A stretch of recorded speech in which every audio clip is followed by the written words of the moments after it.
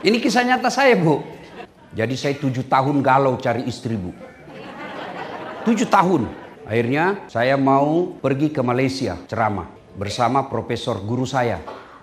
Tiba-tiba prof saya berkata, "Ustadz, kau menikahlah. Tak enak kau nasihat perkawinan baru kau tidak ada istri." Saya bilang, ini orang tak sia juga, prof, tidak harus mati dulu. Tapi masalahnya, tidak ada ini, prof. Sudah, kata profesor saya, ada sepupu saya hafal Quran di Gorontalo. Oh boleh, kasih kenal saya. Pulang dari Malaysia kita kenalan. Pulang dari Malaysia saya lagi mengajar, tiba-tiba masuk SMS beliau. Belum ada WhatsApp waktu itu. "Ustadz, kita pergi ke acara nikah massal." Pergilah saya. Tidak ada undangan untuk ceramah. Saya hanya hadir untuk menemani profesor saya. Duduk saya, tiba-tiba bapaknya Ustadz Mutakhir sambutan. "Ustadz Arif, terima kasih kepada Ibu Haji Nadirah yang banyak membantu pesantren ini." Saya bisik profesor saya, Penny Haju namanya. "Prof, siapa itu?" "Satu-satunya perempuan yang disebut ucapan terima kasih." "Oh, itu ibu yang banyak membantu pesantren. Itu ada anaknya di Gontor, hafal Quran." "Wih, kasih kenal saya, Prof." Dia bilang, "Prof, bagaimana sepupuku?" Mana saja yang cepat, Prof. Ibu bapak, saudara-saudara sekalian, kalau kita melihat check and recheck, infotainment, dan sejenisnya, itu kalau masa pacarannya itu selebriti, Masya Allah, dialah bidadari dalam hidupku, anugerah terindah dalam hidup saya. Ketika sudah menikah, Masya Allah, miliaran biayanya. Orang ikut dalam pesta itu sangat mewah dan meriah. Belum 2 tahun, sudah saling menghina lagi di medsos. Kenapa? Karena dia salah dalam membina rumah tangga. Biasanya anak-anak kita nikahkan, "Kamu cinta enggak?"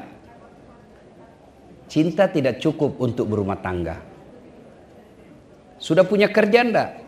Punya kerja tidak cukup untuk berumah tangga. Ya, harus punya ilmunya. Ilmu inilah yang kadangkala tidak disiapkan sebelum menikah. Ilmu minimal laki-laki, dia harus tahu bagaimana kondisinya perempuan kalau haid. Itu kalau perempuan kalau haid, jangan ajak ngomong. Diam aja. Kalau dia ngomel, diam. Biar dijelaskan, tidak masuk di akalnya. Apalagi kalau dia sudah bilang pokoknya, sudah diam aja lah kita ya. Nah itu mesti ditahu semua. Nah ibu bapak saudara-saudara sekalian, tujuan pernikahan itu sering kita ringkas samawa. Sakinah, mawaddah, warahmah. Nah kita tidak tahu ini apa itu sakinah, apa itu warahmah. Samawa, sakinah. Sakinah secara harfiah, terjemahan bebasnya ketentraman jiwa. Tujuan pernikahan ketentraman jiwa. Jadi kalau dalam rumah tangga tidak ada ketentraman jiwa, tujuan pernikahan itu tidak tercapai. Dan pernikahan itu untuk mencapai ketentraman jiwa, 2 modalnya. Yaitu yang tadi sakinah, mawaddah, warahmah. Cinta dan kasih sayang. Cinta itu ibu identik dengan syahwat. Cinta itu identik dengan tubuh yang mulus. Maka tidak ada pernah kita dapati nenek-nenek cinta-cintaan. Tidak. Apa yang abadi adalah kasih sayang. Itu yang abadi. Kalau cinta, cinta itu pasti pudar. Maka dalam menikah, ini bagi adik-adik yang belum menikah, itu kata Nabi, nikahilah seseorang karena 4 perkara. Yang pertama, lihatlah kecantikannya. Li jamaliha. Lihat cantiknya. Cantik ini penting, tapi tidak boleh prioritas. Kenapa? Cantik ada batasnya. Cantik itu temporer, ada waktunya. Bapak-bapak, Pak, yang sudah 65 tahun, istrinya 60 tahun, cantik mana istri Bapak 40 tahun yang lalu dengan sekarang? Bohong Bapak kalau katakan sama. Pasti karena Bapak takut sama istri. Ini bohong Pak.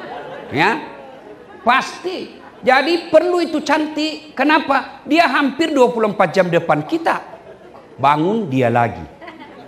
Mau tidur dia lagi. Pulang kantor dia lagi. Sarapan dia lagi. Hampir 24 jam depan kita. Jadi kalau jelek pasti cepat bosan. Cantik tidak boleh jadi prioritas. Kenapa? Cantik ada batasnya. Yang kedua, cantik itu subjektif. Menurut Bapak cantik, menurut saya belum tentu. Ya kan? Ada laki-laki yang senang hitam-hitam. Ada laki-laki yang senang yang putih. Ada perempuan yang senang yang sawo matang. Ada yang senang yang putih bersih. Ya, maka subjektif.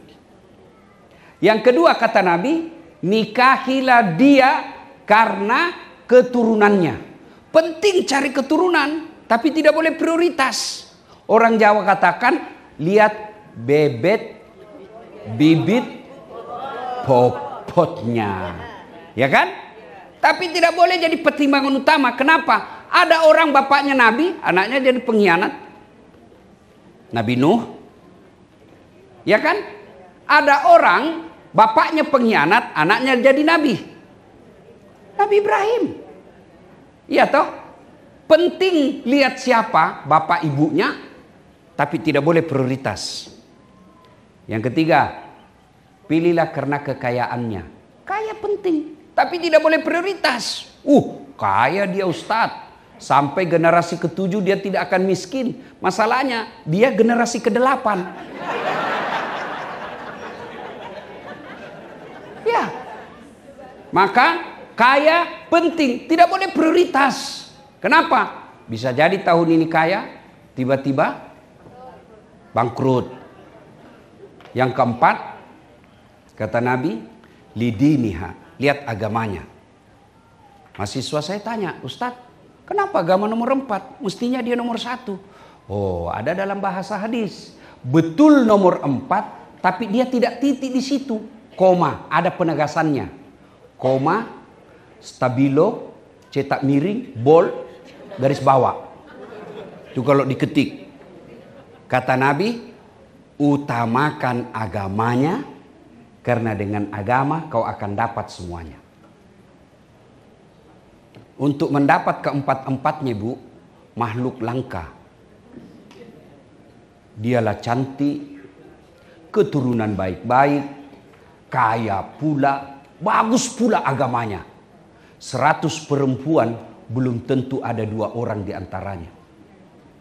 100 laki-laki belum tentu ada 1.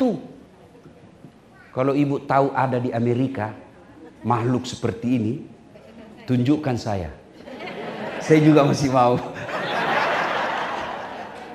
Yang banyak kan cantik, tapi akhlaknya kesurupan. Ada lagi akhlaknya bagus, mukanya hancur. Ada lagi kaya cantik, otaknya yang heng. Iya kan? Maka itulah sebabnya Nabi katakan, utamakan agamanya. Kalau dia miskin, dengan akhlak mulianya tertutup kemiskinannya.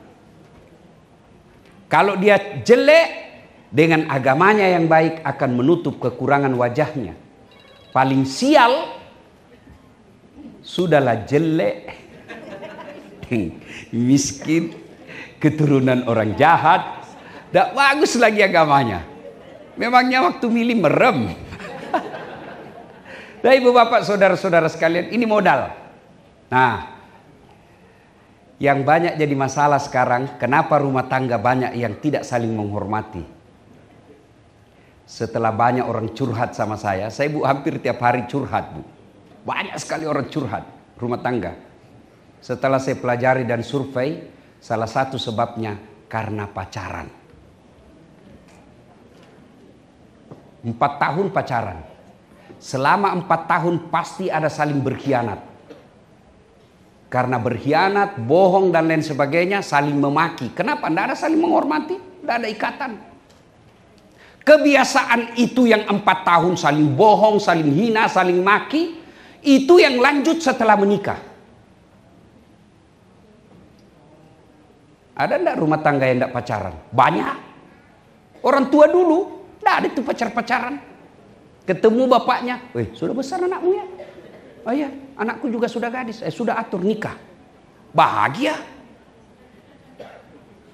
Ada, saya. Itu salah satu sebab saya dekat dengan Ustadz Mutakhir. Karena istri saya dapat di pondok beliau, pengajiannya. Saya pergi ceramah. Jadi saya 7 tahun galau cari istri, Bu. 7 tahun. Akhirnya saya mau pergi ke Malaysia ceramah. Bersama profesor guru saya. Tiba-tiba prof saya berkata, Ustadz kau menikahlah. Tak enak kau nasihat perkawinan baru kau tidak ada istri. Saya bilang, ini orang tak sia juga prof, tidak harus mati dulu. Ya kan? Oke. Tapi masalahnya tidak ada ini. Sudah. Kata profesor saya, ada sepupu saya hafal Quran di Gorontalo. Oh boleh, kasih kenal saya. Pulang dari Malaysia kita kenalan. Baik, pulang dari Malaysia saya lagi mengajar, tiba-tiba masuk SMS beliau. Belum ada WhatsApp waktu itu. Ustadz, kita pergi ke acara nikah massal. 40 pasang, Bu. Pergilah saya. Tidak ada undangan untuk ceramah. Saya hanya hadir untuk menemani profesor saya. Duduk saya, tiba-tiba bapaknya Ustadz Mutakhir sambutan. Ustadz Arif. Terima kasih kepada Ibu Haji Nadirah yang banyak membantu pesantren ini. Saya bisik profesor saya. Penny Haju namanya. Prof, siapa itu? Satu-satunya perempuan yang disebut ucapan terima kasih. Oh itu ibu yang banyak membantu pesantren. Itu ada anaknya di Gontor, hafal Quran. Kasih kenal saya, Prof. Dia bilang, Prof, bagaimana sepupuku? Mana saja yang cepat, Prof. Ini kisah nyata saya, Bu. Ya, sudah, saya kenalan sama itu ibu. Hari Ahad. Jumat, saya khotbah Jumat bahas tentang kecemasan dalam hidup, sangka buruk kepada Allah. Selesai sholat sunnah ba'da Jumat, saya merenung. Saya kena ceramah saya ini. Sudah, saya putuskan pergi melamar. Saya telepon ibu saya, Mak, melok kalau letu, saya mau pergi melamar. Nikah? Siapa? Ada, penghafal Quran ini. Napuji moko kah? Dia suka kamu kah? Makanya mama doakan saya. Ilo doangan nak. Bukanlah. Pergilah saya bilang sama sopir saya, kau tahu Limbung? Tahu, kita ke sana. Sampailah saya di sana. Begitu saya masuk rumahnya, saya naik ke lantai 4, saya ceritakan, Bu, bolehkah saya cerita rahasia? Padahal baru pertama saya ketemu di acara itu. Itu ibu yang jadi mertua saya sekarang. Kenapa? Ada rahasia ini, Bu. Saya malu kalau ditolak kan? Ya kalau cuma berdua hanya dia yang tahu. Ceritalah saya berdua. Sudah cerita siapa saya, cerita-cerita. Lalu saya sampaikan. Waktu itu belum ada YouTube saya. Belum ada akun saya. Bu, saya dengar Ibu Haji ada anaknya di Gontor 2 penghafal Quran. Oh iya, ada itu anak saya. Alhamdulillah. Langsung saya bilang, Bu, saya ini niat Ibu Haji, saya mau lamar anaknya Ibu. Apa kata Ibu itu? Alhamdulillah, doa saya ketika umroh diijabah Allah. Memang ketika saya umroh saya berniat berdoa di depan Baitullah. Ya Allah, kalau ada orang yang suka anak saya dan baik agamanya, saya terima. Langsung dalam hati saya, aman. Bagus agama saya merasa baiklah agama saya ini. Karena saya penceramah. Kalau dibilang baik kerjanya, saya mundur. Lalu dia bilang, cuma anak saya ada 2, Ustadz, yang mana? Saya bilang, terserah ibu yang mana. Cuma kalau saya tidak ada masalah Ustadz. Cuma kan saya ibunya, masih ada bapaknya ada di Singapura. Saya bilang, jadi bagaimana? Tenang Ustadz, soal bapaknya saya punya urusan. Dalam hatiku masuk gigi 2. Ya kan? Sudah aman situ. Udahlah. Lalu dia bilang, Ustadz, lihat dulu anak saya. Lihat dulu. Saya bilang, enggak usah ibu. Kenapa? Nanti Ustadz tidak suka. Enggak usah ibu. Kenapa saya tidak perlu lihat? Karena saya lihat fotonya bapaknya gagah. Di ruang tamu fotonya bapaknya cakep. Mamanya depan saya juga cantik. Saya bilang, enggak jauh-jauh lah dari sini nih. Kan? Buah jatuh tak jauh dari pohonnya, ya kan? Kecuali yang dibawa kelelawar, ya jauh itu dia. Nah, Ahad saya melamar, kenalan, Jumat saya melamar dan menikah setelah hari Ahad berikutnya. Tidak pacaran sampai sekarang, kita saling menghormati. Coba lihat anak-anak kita sekarang.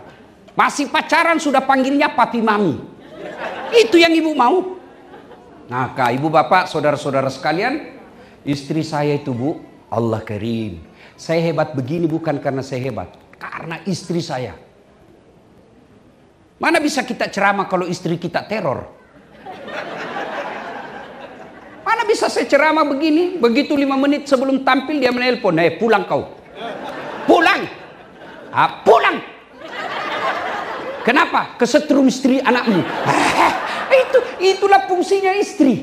Memberikan ketentraman jiwa. Istri saya Bu, boleh kalau ada ibu tahu ke tetangga saya biasa malu. Itu biasa kan saya berangkat jam 4 subuh Bu. Kadang-kala sudah pergi kalau kejar penerbangan pertama. Jam 4 subuh saya pergi. Dia ambil itu ranselku. Dia bawa. Nggak usah saya yang berat karena banyak elektronik dalam. Apa dia bilang? Nggak apa-apa. Nggak ada artinya ini Ustadz, dibanding beratnya hidupnya Ustadz menanggung kami.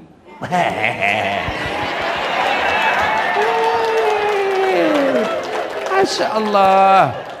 Saya naik mobil, itu pasti dia cium dulu tanganku. Sudah itu dia cium jidatku.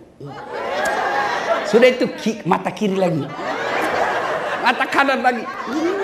Ini agak lama. Allah karim. Wallah Pak. Tiap hari semalam menikah. Meskipun semalam saya bertengkar. Pasti itu. Biasa saya malu-malu sama tetangga sama sopirku. Sudah itu cukup? Tidak. Dia usap dada saya. Lalu dia bilang, Ustadz, ridhoi saya. Meskipun semalam saya bertengkar. Bohong saya kalau tidak pernah bertengkar. Pernah juga.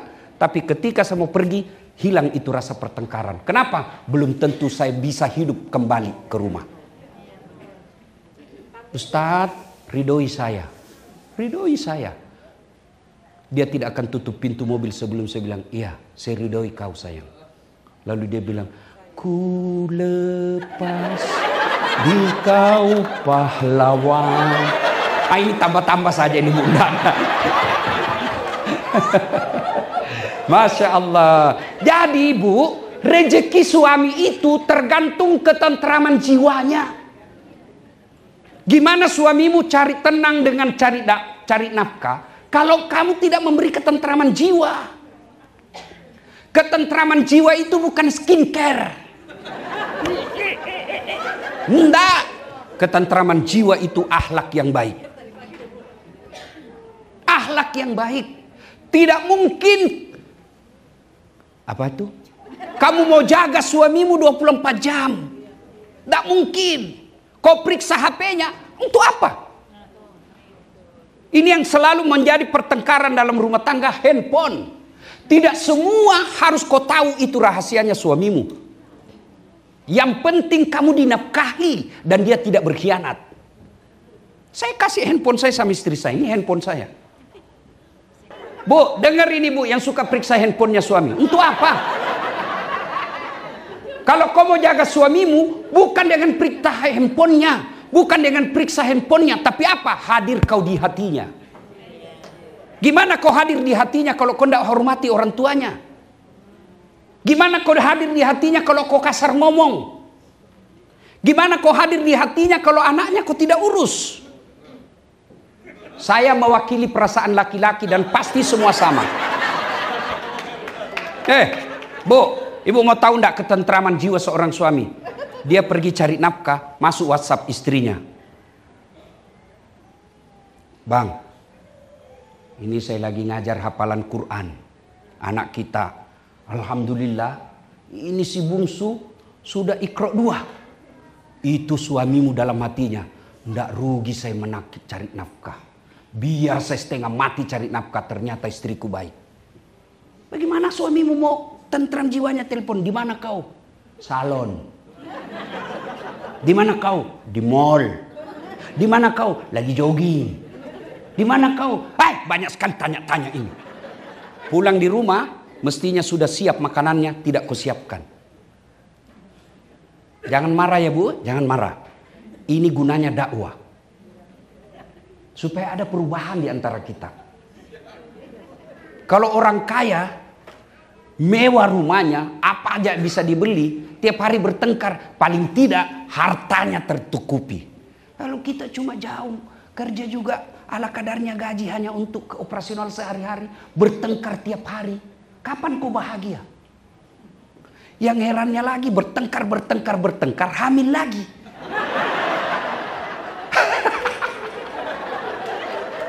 Allah karim. Bu.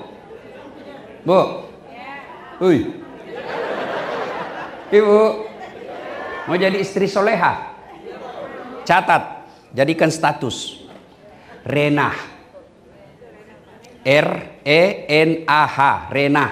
Sampai jam berapa ini Ustaz? Sampai jam 12 pas kan ada Jumatan. Hah? Hah? Jam 2? Ibu bisa? Betul? Saya tidak bisa. Bu, apa Ibu? Apa?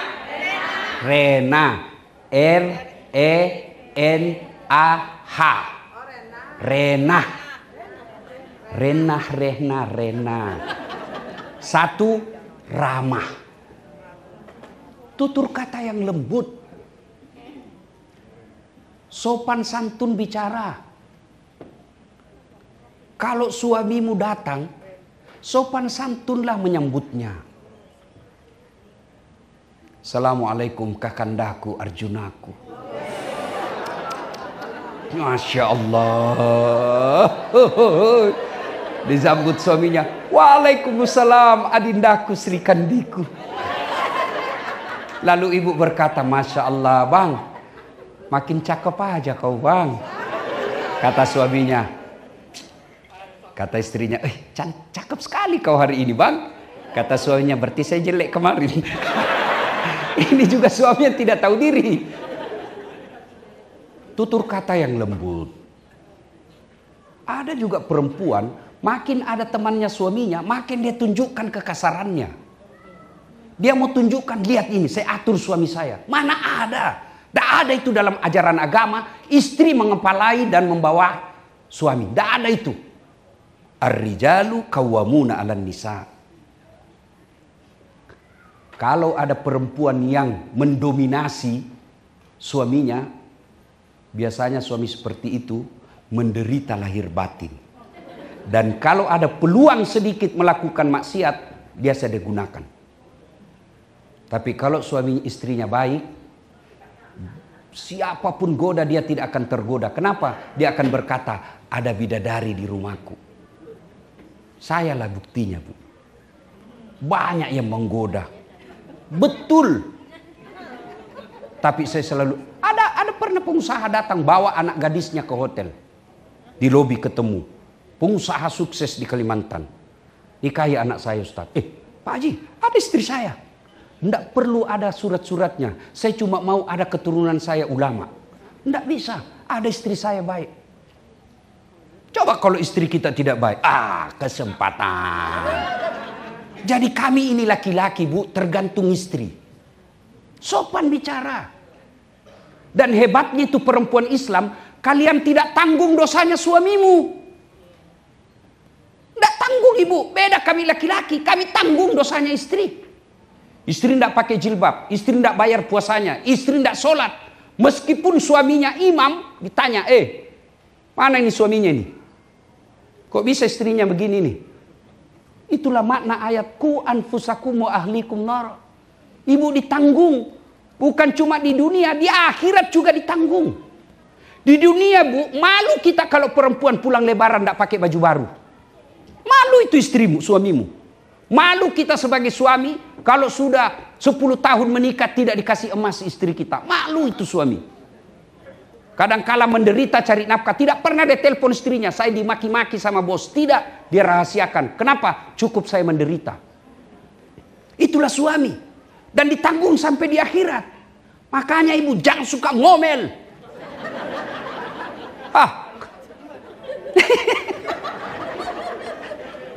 Bu. Rena. Rama. Cuma Masya Allah. Kalau istri sopan bicara.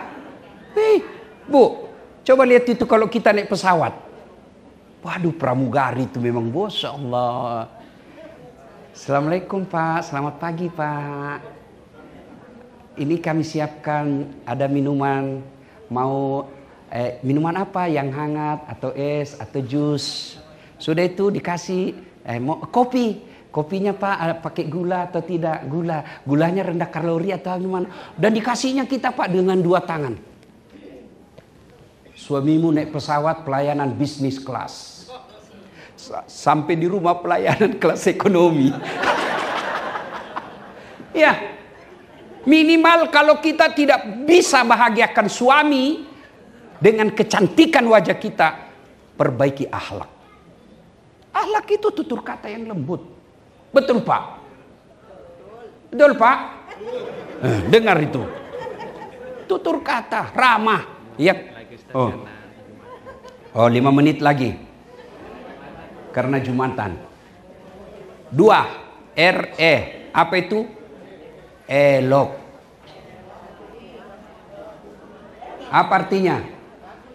Dia pandai memasak, berpenampilan cantik dan menarik di depan suami. Bahkan Nabi katakan, wanita soleha itu adalah mereka yang menyenangkan hati ketika dipandang wajahnya. Sayang 1000 sayang, perempuan cantik kalau dia mau pergi muktamar. Cantik kalau dia mau pergi pengantin. Begitu mau tidur sama suaminya, la haula wala quwwata illa billah. Daster tinggi sebelah. Ndak sikat gigi. Kadangkala dikasih bedak itu yang tebal di sini, ada lubangnya di matanya. Ada timun, nonton TV, pegang remote, angkat kaki. Kata suaminya, astagfirullah, begini aja jodoh saya. Bu. Halo. REN. Apa itu? Nikmat. Perempuan soleha pandai memasak masakan kesenangan suaminya. Makanya telepon mertua. Itu saya setelah menikah, ibu saya itu dia panggil menantunya. Nah, itu hebatnya ibu saya, Bu. Dia tahu semua masakan kesenangan anaknya. Itu anakku itu yang begini, dia senang ini. Kalau saya, dia tahu apa kesenangan ikan kering. Kalau dia marah, kasih ikan kering, tumis baik-baik, berhenti marah itu. Kasih kayu sayur bening. Dan dia tahu, sekarang ibu-ibu malas masak. Ibu-ibu masih ingat ibu-ibu dulu mau bikin kopi. Oh susahnya ibu. Saya lihat itu ibu saya kalau mau bikin kopi ke pasar dulu beli kopi. Sudah jadi kopinya? Belum. Dijemur dulu. Enggak digoreng, dijemur dulu bu. Sudah dijemur baru digoreng. Sudah jadi kopinya? Tidak, baru ditumbuk. Sudah ditumbuk sudah jadi? Enggak, ditapis. Tapisnya lagi pakai itu baju bodoh. Baju khas orang Bugis yang tipis itu, ikat. Sudah itu sudah jadi kopinya? Tidak, dijemur lagi. Sudah itu baru dimasakkan air. Masaknya bukan tidak pakai kompor gas, pakai kayu. Iya toh? Sudah jadi kopinya. Masya Allah. Ke pasar dulu, berjam-jam dibikin prosesnya. Tapi bapak-bapak dulu belum ke sawah, sudah ada kopinya yang panas mengepul di mejanya. Ibu-ibu sekarang tinggal beli itu kopi saset 3 in 1, ada kopinya, ada gulanya, ada susunya, tinggal diseduh, belum juga dibikinkan suaminya kopi.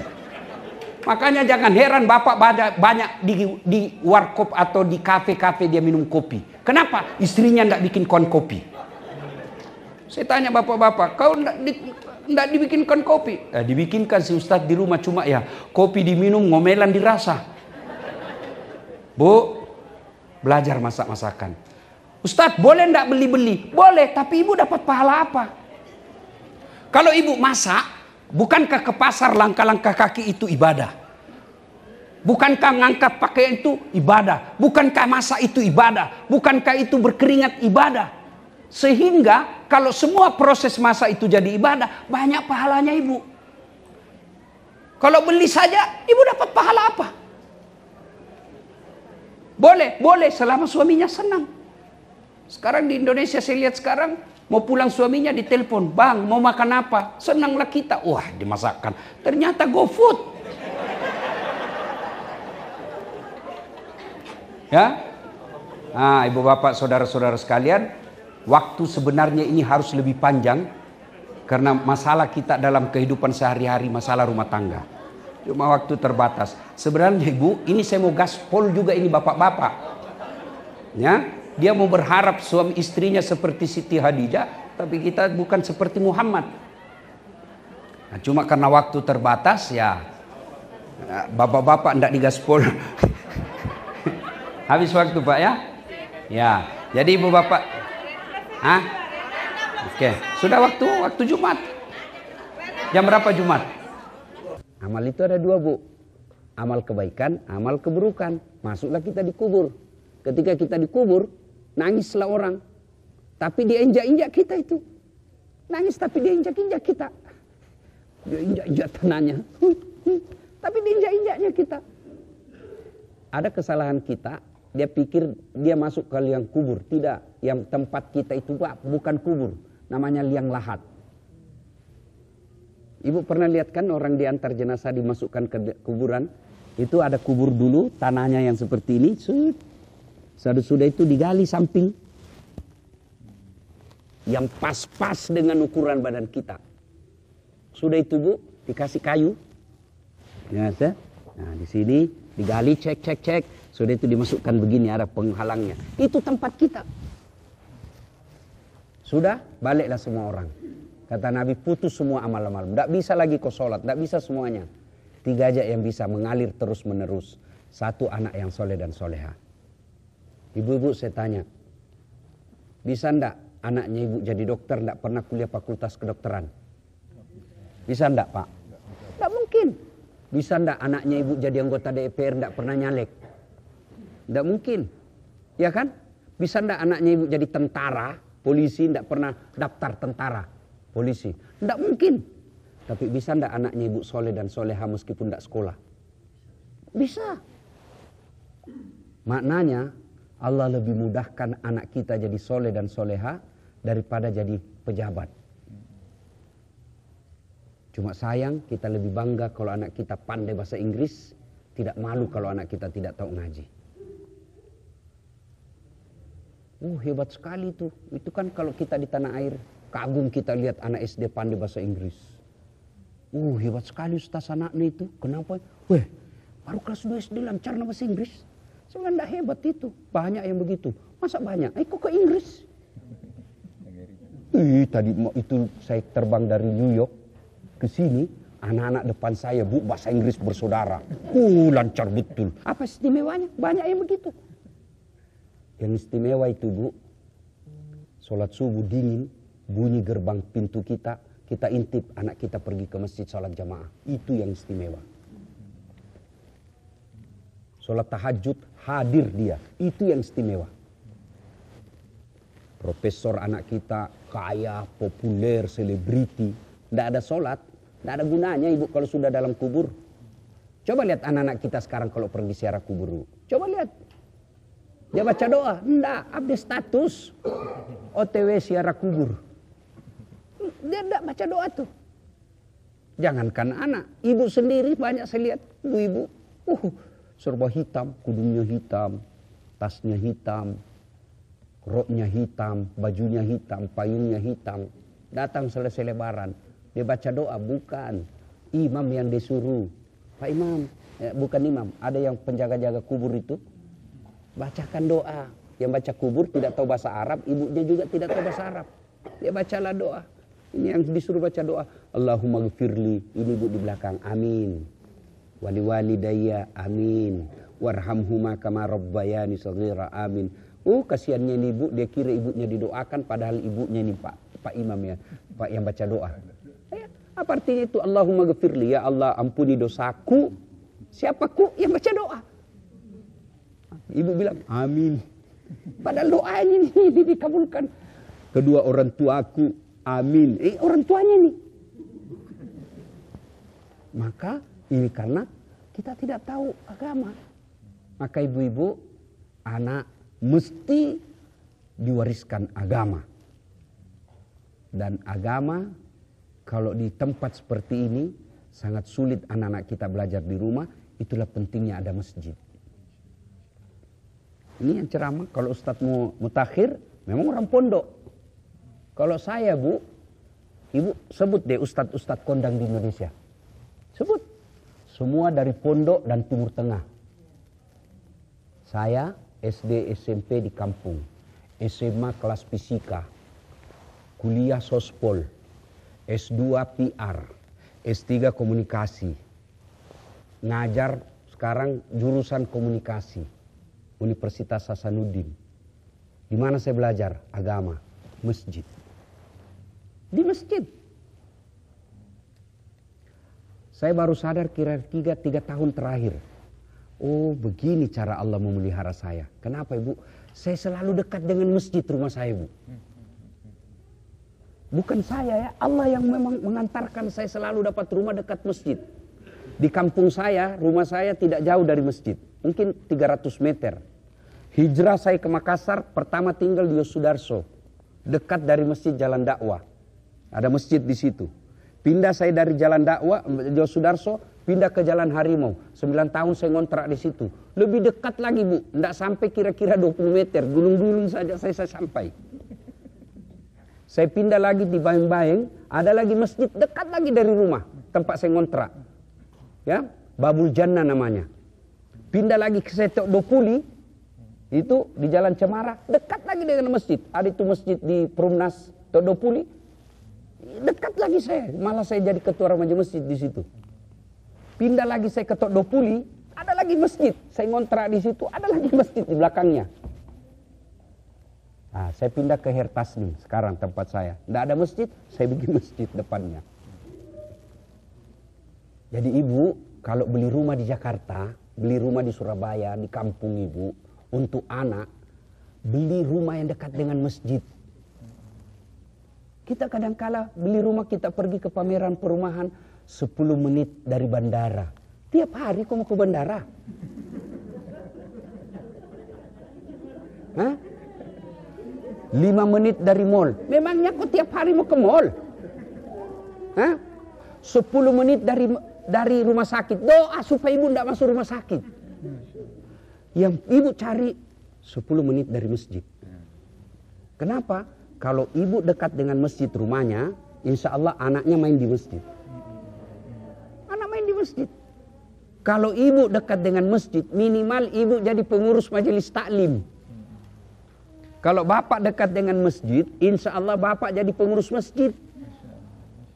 Dan kalau sudah jadi pengurus masjid, tidak mungkin Allah tidak kasih hidayah. Tidak mungkin. Ibu ajak ngurus rumah saya bahagia. Saya pergi umroh, ibu urus rumah saya pasti sangat bahagia. Pulang saya umroh, saya kasih oleh-oleh bu. Kalau perlu oleh-oleh yang paling baik saya kasih. Ini manusia. Ngurus rumahnya kita senang. Apalagi Allah. Rumah Allah di muka bumi ini salah satu masjid. Jadi kalau orang ngurus masjid, tidak mungkin Allah sengsarakan hidupnya. Kalaupun ada masalah dalam hidupnya, masalah itu membuat dia dekat dengan Allah. Nah sekarang ibu punya ikhtiar untuk mengadakan masjid. Jangan pikir setan menyerah. Oh tidak. Oh dia lihat berbahaya ini ibu ini bisa masuk surga ini. Maka dia hasut kita. Mulai dari sangka buruk. Bisa lah gunakan ini uang.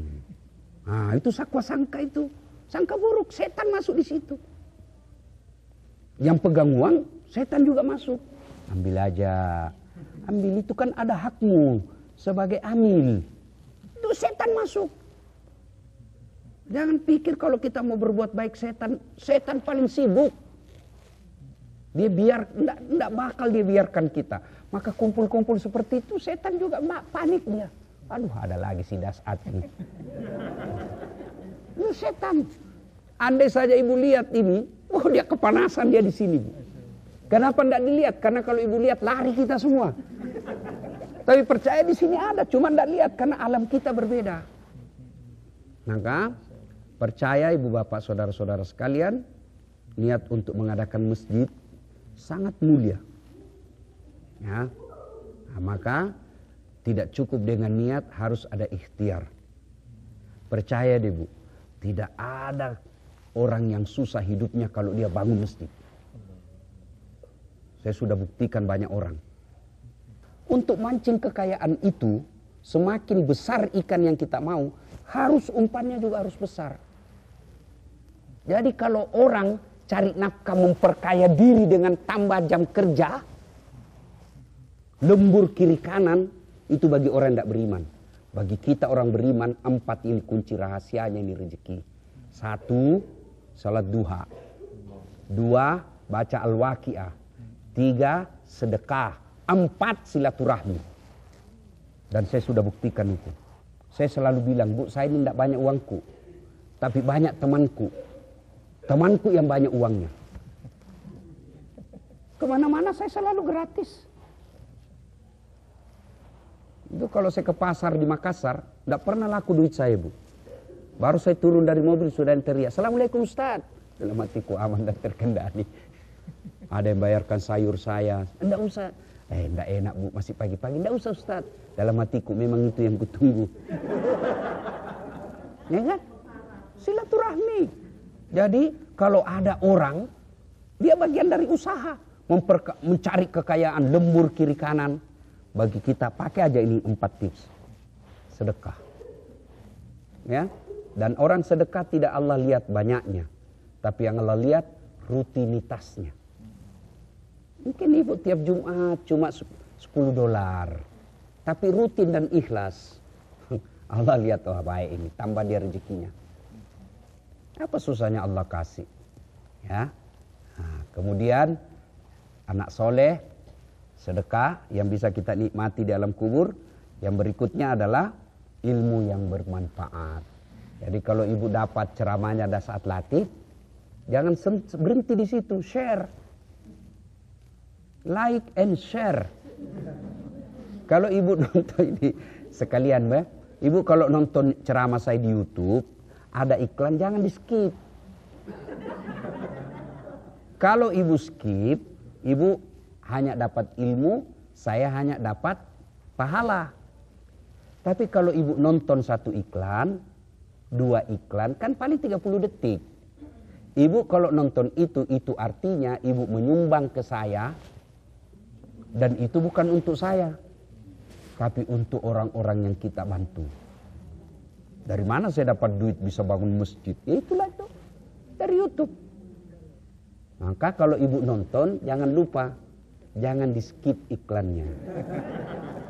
Ya, apalagi kalau ibu teruskan, lalu catatannya, nonton iklannya ya untuk menyumbang Ustadz Dasat. Ini dapat pahala. Ya. Nah, ini 3 ibu ya. Setelah ibu keluar tuh di sini, setan goda lagi tuh. Selalu ingat ibu, setan tidak pernah biarkan kita berbuat baik. Kita keluar dari sini, mulai itu dia hilang yang kita tadi dengar dakwah. Kan orang dengar dakwah itu efeknya setelah dengar dakwah, itu kalau belajar dari sejarah, ada yang sifatnya dengar dakwah seperti Abu Bakar Siddiq. Dengar sami'na wa ta'na, langsung beriman. Ya, ada model kedua, Abu Lahab, tolak 100%, nggak ada, tolak semuanya. Ada model ketiga, lawan dulu baru masuk Islam, Abu Sofyan. Lu udah lawan dulu, tapi akhirnya setelah Fatu Makkah masuk Islam dan ikut berjuang. Ya, ketika Rasulullah sallallahu alaihi wasallam telah wafat, beliau ikut berjuang bersama Umar bin Khattab dan Khalid bin Walid. Itu orang tidak banyak tahu. Abu Sofyan itu meskipun jahat di awal-awal dakwah Islam, tapi setelah masuk Islam, itu bahkan matanya satu, rusak matanya ketika perang kena panah. Cepretan panah. Itu Abu Sofyan. Ada model keempat, beriman dulu lalu kafir. Nah, Abdullah bin Ubay. Nah, ibu periksa setelah keluar dari sini. Ada mikir-mikir dulu. Ada sudah itu dilupa lagi. Mudah-mudahan kita semua Umar bin Abu Bakar Siddiq. Dengar sami'na wa ata'na. InsyaAllah. Tapi apa yang saya sampaikan soal sedekah ini tidak ada guna kalau kita hanya dengar tanpa action. Action langsung. Sedekah. Seadanya saja. Nah, tips Bu, tips. Kalau sedekah itu, apa yang pertama muncul di hati, itu yang Ibu selesaikan. Misalnya, saya mau sedekah $100. Jangan tawar, langsung. Karena setan akan bisik lagi itu. Terlalu banyak. Terlalu banyak. $10 cukup. Itu setan. Maka kalau tips saya Bu, cara saya selalu berpikir bukan memberi, tapi menitip. Nitip. Nah, supaya kalau saya titip, berarti saya mau pakai lagi nanti. Kalau selama niat kita, di pikiran kita memberi, pasti kita pikir, seadanya aja. Namanya memberi. Tapi kalau saya bilang saya titip, berarti makin banyak titipan saya. Kemarin saya katakan, makin banyak saldo kan makin senang. Cari deh orang yang bangkrut gara-gara sedekah.